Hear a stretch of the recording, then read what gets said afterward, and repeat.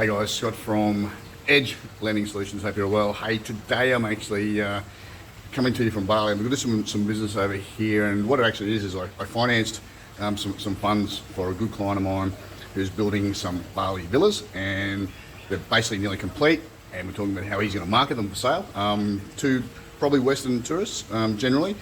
How we are going to understand the financing, how we're going to assist in that for those sort of people who want to own, a villa in Bali, either as an investment. The investment returns are pretty decent if you can get it right, but maybe it's just a bolt hole for someone who wants to spend a lot of time here, perhaps live here on a retirement visa. So we're also going to spend some time with a lawyer and maybe an accountant, so I might be able to bring you really some further insight into the actual mechanics of what it means to create a dwelling here, rent it out, or live in it, what that's going to mean. Is there any visa ramifications, good or bad? Anyway, all right, I'll talk to you guys soon. See ya.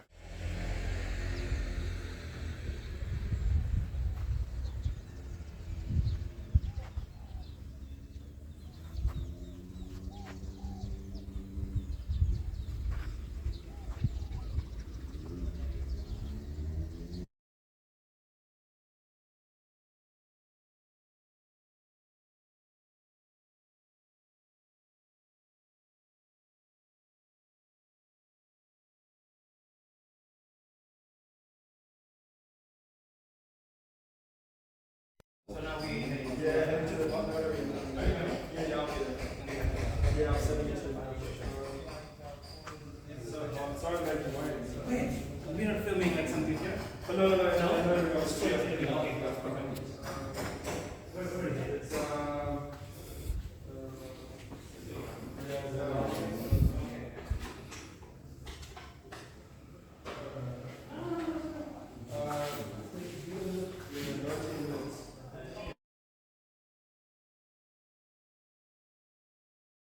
Specialist advice. I hope you're all well. Hey, I wanted to talk to finish off the units that we saw yesterday. The 6 pool villa units. So they were 2-bedroom units. Pretty good. They're going to be pretty tidy. Look, they're obviously under construction at the moment, so it looks like a construction site. Like in a lot of countries, Bessa brick, so block is what's used. Tin roof, angled roof, and little private pool, 2-bedroom little villas. Probably all you really need if you're a couple or you're a young family, if you're going to be in Bali. The area is in Canggu. I would say probably 20-minute drive. Look, 10-minute motorbike ride normally, but with all the if it's on high season, 20-minute ride on a motorbike because there's so many bikes around. Everyone's just this place is busy. This place is really busy. So, but had a look at those, understood where the position is. So the position is pretty good. It's nice. There's all nice, reasonably modern construction around it, but also nestled in a little bit of rice paddy kind of land as well. So you look outside and there's all this green, beautiful green terraced sort of rice paddies, which gives you that real feel. And then there's some nice, Balinese style construction, and there's palm trees and everything going on. A little bit out of where all the tourists are, which is nice, but basically roll down the hill on your bike in 6 minutes and you're pretty much into where all the tourist shopping is, and all the restaurants and all the things you wanted to get to. Have a surf, maybe 12 minutes on the bike, maybe 15 minutes, depends on which way you go and how fast you go. So not a bad position, and we went and spent some time. We talked about what it means to be a buyer of the end product, and I went to talk to the lawyers and understood the contracts, how that works, because like we've said before, in some Asian countries, not all, but some, you can't hold the land title free and clear like you kind of do in a Western country, even though the Crown land is really on your title as well. But it is a lease document, and the lease document is really a 25-year lease with a 25-year extension, with another 25-year extension, right? And they can be passed down through your estate. And so it feels very much like, and you can basically on-sell the lease. So if you said, like, after 10 years I want to sell my condo, I've had enough, I've moved on, I want to go to a different country, I need some cash, or my family wants to sell it, and then you sell that lease, because in the lease agreement it has the right to sell it and transfer it to another buyer. And then they get to extend it out past the dates, which might be 2055 or 2060 or something. You get to extend for another 25 years and so on and so forth.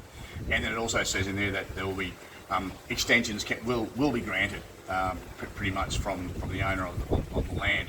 So for all intents and purposes, it's like owning the land, realistically. I guess we just aren't used to that system in Australia, but it's probably part of the reason that it's not as expensive. It's not as expensive to get into. Some of the rental yields I'm sort of seeing around here feel like for a long-term lease, 12-month lease or maybe a 2-year lease, which is not uncommon. You might be looking at 9 to 15% net.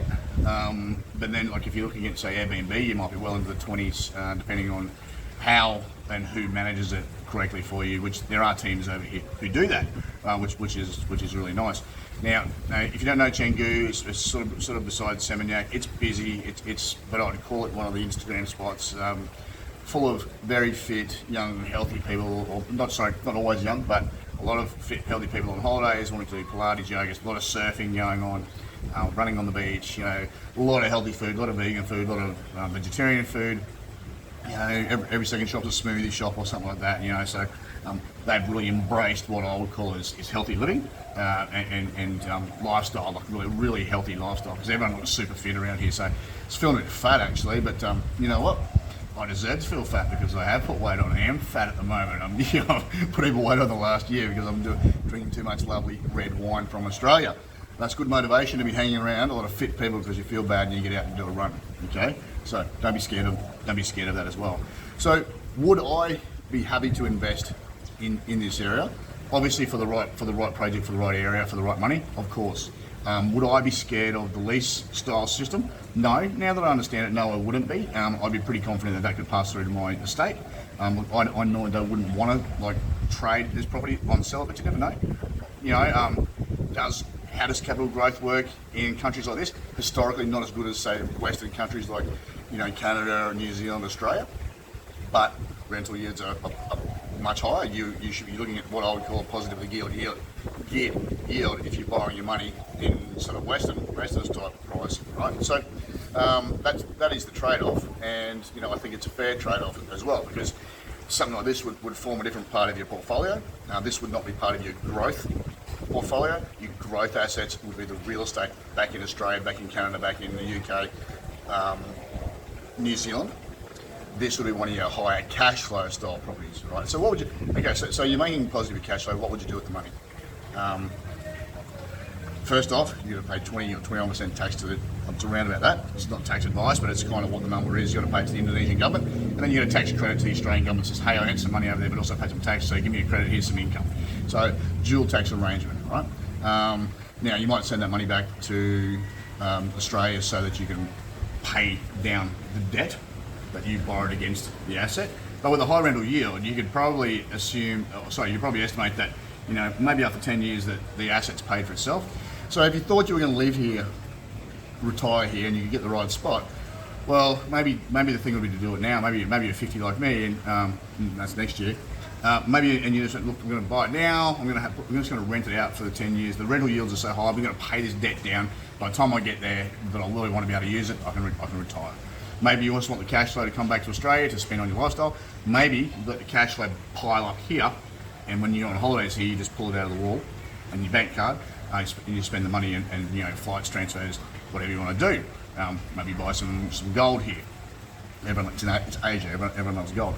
So nice to have some income-producing asset that is not in the Australian jurisdiction, that it is in a different currency. Because it gives you a proper diversification and a proper hedge. Now, this would definitely not be right for everyone. I'm not saying that this is what everyone should race out and do, but for those of us who have thought about it, or people who have thought about it, I have been doing some investigations, and you do know that I've investigated Thailand pretty heavily, and I've got a good handle on that. I investigated Mexico quite heavily as well, and now I'm here doing Bali now too. So that for people who come to me and say, "Look, Scott, I love Bali. It's 4 hours, 6 hours from where I am. I love surfing. I love being healthy and fit. I want to go for runs and stuff. And cool. And Scotty, I want to buy either an investment property there, or I want to buy a little villa just for me to go and use. I'm going to do this hybrid retirement thing. I'm going to go and live there, because it's cheap, and I just want to do that. And I feel really great, and it's spiritually cleansing for me. I'm going to live longer. This is what I want." So okay, we understand how to do that now. So. Anyway, guys, look, that's enough for me. I just thought I ought to wrap up on when we looked at the villas yesterday. Obviously, again, they're heavily under construction.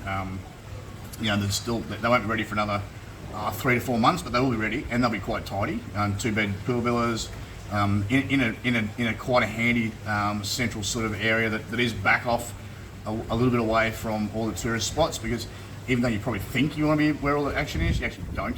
You actually don't want to be with all the tourists from every country and, you know, all the heavy traffic of motorbikes and everyone just buzzing around with it, you know. So you actually want to be back a bit, and you're here for a reason. You're here for a bit of a soul cleanse and a bit of a relax, and you're here to extend your life. So you don't always want to be where all the buzz is.